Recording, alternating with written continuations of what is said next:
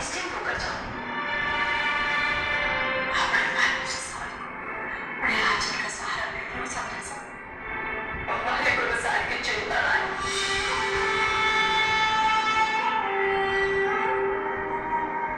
अरे सारा सामान ऊपर नीचे कर रहे हो देख लो तो। अरे कुछ ना, मैं अपने कपड़े निकाल रहा हूँ क्योंकि कुछ दिन और मैं अकेले रहूंगा। यीशु और तू ड्राइवर के साथ काम चली है। हमारी छोरी को जितना नुकसान किया है वो काम कर गए हो तुम्हारी पट्टी से भेजकर आगे उस रुकने के साथ कोई नई साजिश रच रहे हो आते रुके हो। ये मत कर रही है। अरे इंसान की हालत जब तक सुधर ना जाए तब तक रुकूंगा मैं। क्या वैसा नहीं करो, उनकी बात ना मानो। तो ठीक है मैं अब क्यों सुनिए रहेंगे। यीशु के स्कूल में क्या हुए लोग? वो खेत पर जो मजदूर काम पर लगा है उन पर नजर कौन रखे हो? उन पर नजर रखने से ज्यादा जरूरी है अगर रहकर आप पर और उस रुकने पर नजर रखना।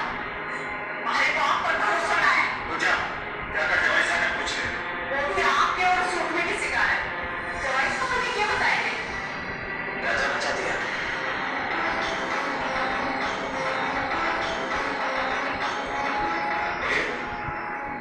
जवाई साहब आप इस बात को अपने घर रुकने को कहा मैंने कहा तो क्या चाहता हूँ कि ये कुछ सवाल होंगे आसान की बात है। आपको भी दिखता है प्रसाद को इस समय बापू से ज्यादा अपनी माँ की जरूरत है तो मैं भी आपकी सुबह साहब गाँव चली जाइए। मैंने ड्राइवर को कह दिया वो आपको गाँव छोड़ देगा। और वैसे भी मैं नहीं चाहता कि इन सब परेशानी के बीच में किसी है उसके लिए ठीक नहीं। मैं जानता हूँ कि आपको इंसान की चिंता है, मुझे भी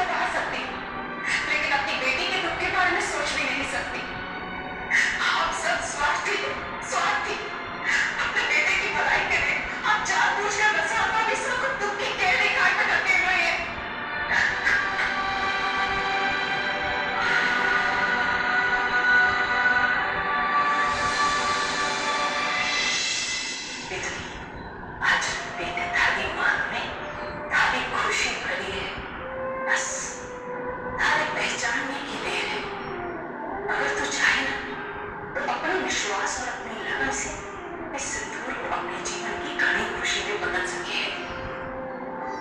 और दुर्भाग्य से रणबीर इस समय सिर्फ रुक्मी को ही पहचाने, इस वास्ते वो नारे को अपनी दूसरी गिवनी कर दे। रुक्मी क्यों है?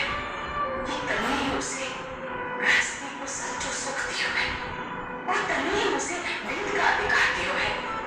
और बेटी, अगर तू यो अधिकार भूल गई ना, तो तुम दोनों के बीच का फासला कभी कम ना होगा।